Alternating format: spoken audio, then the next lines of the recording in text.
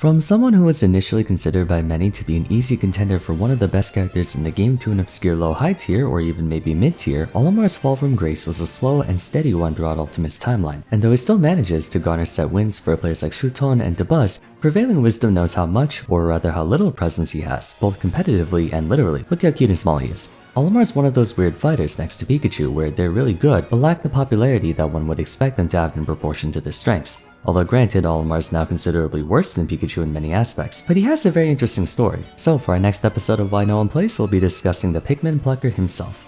Being good friends with Dabuz, I was able to talk to him about Olimar in detail just like we did with Sora. By the way, shoutouts to Dabuz, be sure to check out his YouTube and Twitch, links are down below. Shuton and Dabuz are really the only two top-level Olimar players in the business, but both of them play him as a secondary, reserved for certain matchups as a counterpick, not really a forerunner, believing that despite being colloquially agreed upon as a high-tier character, he's arguably unviable as a solo character, worse than even some mid-tiers in that regard. I mean, we did have Myron who made us all believers, but I haven't seen that guy in like over a year at this point, and he was the only Olimar one-trick at top level.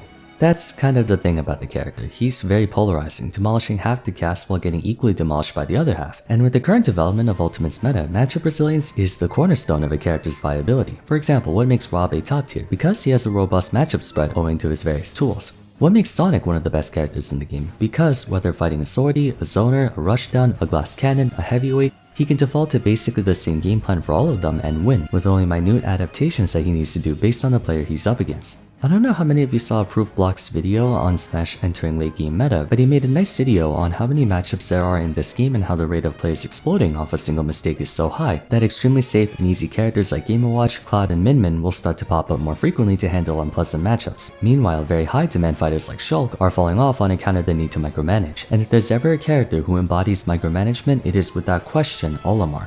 The biggest reason why hardly anyone plays him is because he's the most disorienting character in Smash on a micromanagement level. Not the hardest or most exhausting per se, but there are so many aspects to him that give him one of the steepest adjustment curves in the game, but in a different way compared to Rosalina or Ice Climbers. If you take a look at Olimar's moveset, it's deceptively one of the most straightforward out of any character. Forward air swings forward, back air swings backward, up air swings upward, down air swings downward. Forward, up, and down smash are very cookie cutter smash attacks. All things considered, Olimar is extremely simple from a conceptual standpoint.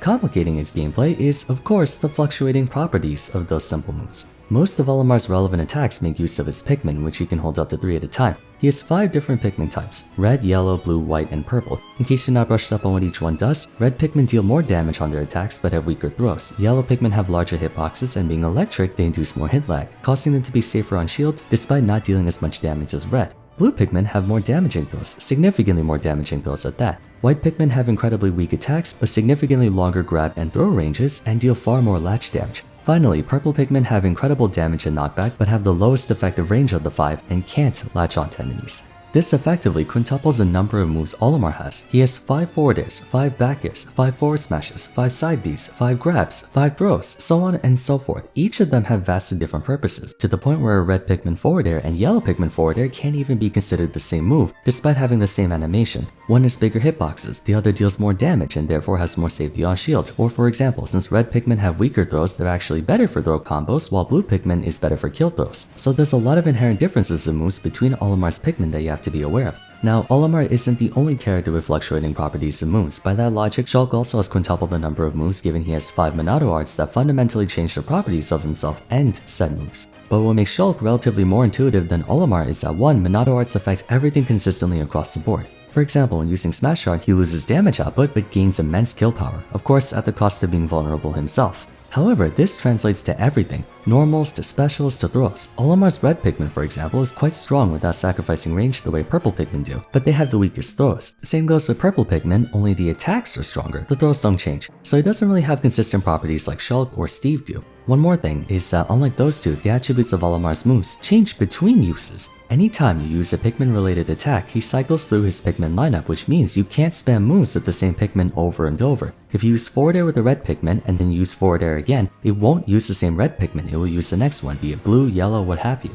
This forces the player to micromanage and keep track not only of what Pikmin they're using for the next attack, but what Pikmin are next in line for subsequent actions. And with so many of his attacks making use of said Pikmin, it basically comes down to a Tetris-style game for him where you have to think multiple steps ahead just for your own moves, let alone having to think about all other aspects of the game such as neutral, advantage, disadvantage, edge guarding, ledge trapping, and conditioning. Inevitably, you'll run into situations where you're trying to go for a blue Pikmin grab to kill with up throw, only to find out that you inputted one extra button before, which meant you're now using a purple Pikmin grab. In the heat of a match, it's pragmatically impossible for players to have perfect awareness of their order of attacks because all it takes is one miscap to throw you off your entire plan, forcing you to reset and replan what moves and options you'll have at your disposal for the next, 5 or 6 moves. It would be one thing if keeping track of what order of Pikmin came down to your own actions, but that's not the case. Opponents can also kill Pikmin, forcing you to dig out new ones which can disrupt your game plan even more. It's not like Steve to where outside of gold, diamond is the best out of all available materials. Every Pikmin has their own use cases. I know it typically boils down to Olimar players wanting purple Pikmin since they do the most damage, but there are times where you want yellow for hitboxes or blue for kill throws. This makes Olimar the only character in the game whose means of beating his opponent are influenced by the opponent. That is, unless you count Kirby losing his copy ability when he's hit. At the very least, Shulk has complete agency over his own Monado arts. Overall, it's really hard to memorize and keep track of the order of Pikmin and the cycle of moves that lead to what Pikmin, especially while they're getting killed by your opponent, making him inherently inconsistent by nature, and inconsistency is one of the biggest deterrents for playing a character in any competitive game. You don't want to lose a set that could lead to hundreds if not thousands of dollars in prize money just because you whipped a grab with a purple Pikmin thinking it was a blue one. There are tons of characters with fluctuating power levels, but at least they remain the same for a few seconds and across all moves, whereas Olimar's power fluctuates with each attack. That inconsistency and polarity extends to everything else about him too, leading to many contrasting elements with his gameplay. For one, he's one of the lightest characters in the game, but unlike other super light characters who trade their durability for mobility, Olimar is one of the slowest characters in the game, so he's squishy and slow. This means he essentially can't afford to make mistakes while at the same time being forced to go in to secure stocks, as his tools for racking up damage can't also be used to kill. Characters like Fox, Game & Watch, Sheik, and Pichu can make up for their frailty with relentless pressure through fast frame data or hitboxes in a way that their offense prevents the enemy from comfortably exerting theirs.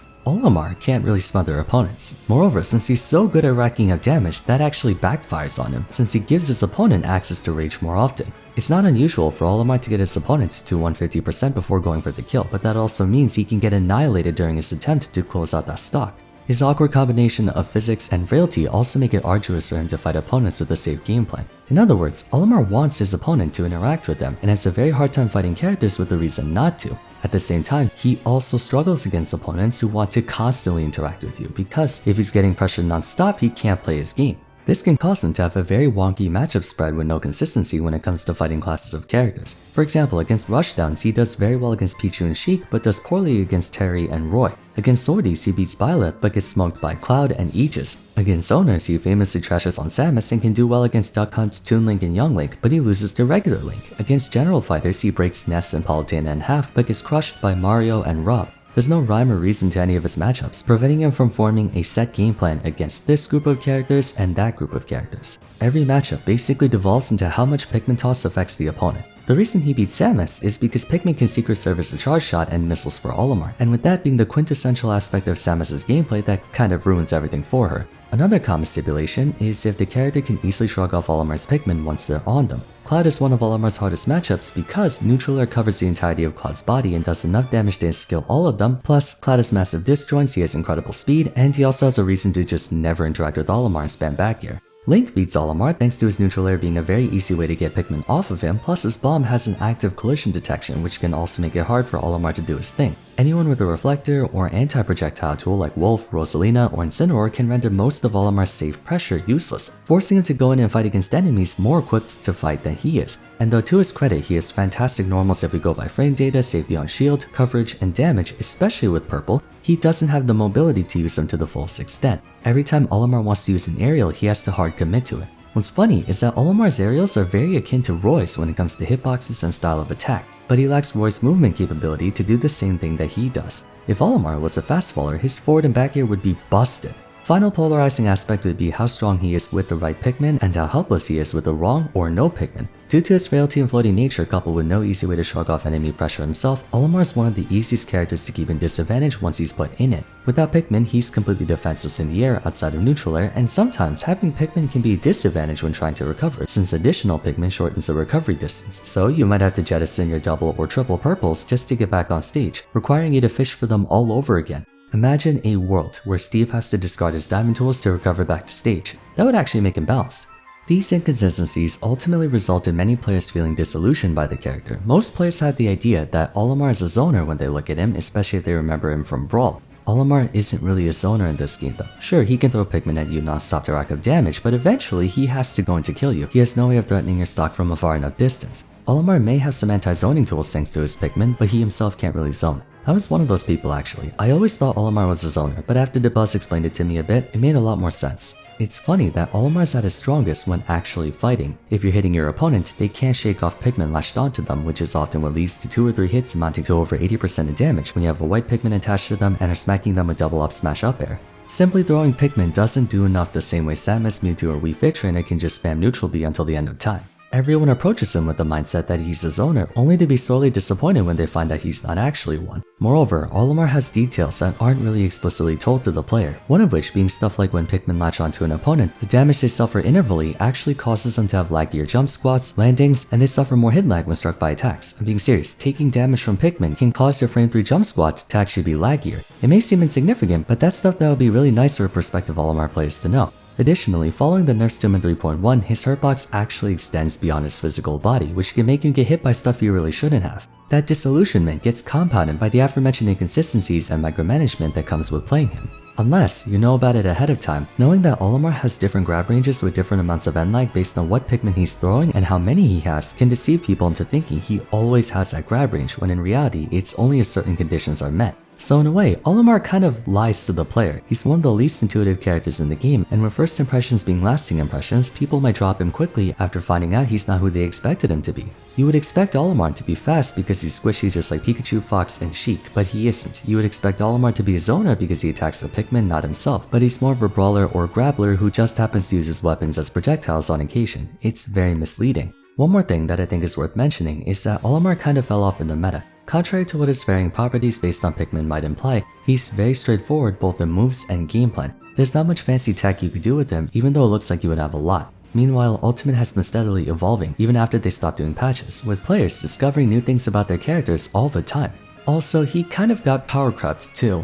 After being nerfed hard in the early days of Ultimate, buffs given to other characters as well as DLC has turned a lot of his unique strengths into common occurrences. Everyone knew him for dealing ridiculous amounts of damage, but now almost every fighter can do 60% plus off a single combo or straight up kill you off one neutral interaction. What used to define him is now ubiquitous. The ironic thing is that the meta is currently progressing towards punish-oriented characters, and Olimar is fantastic at punishing reckless play. But since he himself is also really vulnerable to being punished and hard, he can get destroyed by a lot of meta-relevant characters like Terry, Aegis, Rob, Wolf, Cloud, Bowser, Kazuya, and so on. Realistically, the best position for Olimar is as a counterpick, but counterpicks are meant to be easy to pick up since you're investing most of your energy onto your main. You would want to pick up someone simple like Game & Watch or Samus, not a micromanagement heavy character like Olimar, even if technically he has a simple moveset. He's just a weird character. I feel like changing him from a dedicated zoner back in Brawl to a weird version of a sword fighter might have had the unintended consequence of being even harder to understand. And with how things are going right now, I feel like Olimar's only going to get more and more irrelevant, although I personally think he's underrated and deserves more credit, but that's assuming anyone feels like playing him over how many other more intuitive characters there are in this game. Anyways, that's gonna be it for today. Let me know your thoughts on Olimar in the comments down below if you agree or disagree with my points. Thanks again to Dabuz for helping me with this video. As a reminder, be sure to follow him on YouTube and Twitch, links are down below. If you enjoyed the video, it would be great if you left a like and subscribed. Don't forget to follow me on Twitter at Vars, join my Discord server, and check out my other Why No One Plays episodes if you haven't yet. But till next time, thanks so much for watching, and I look forward to seeing you again soon. Take care.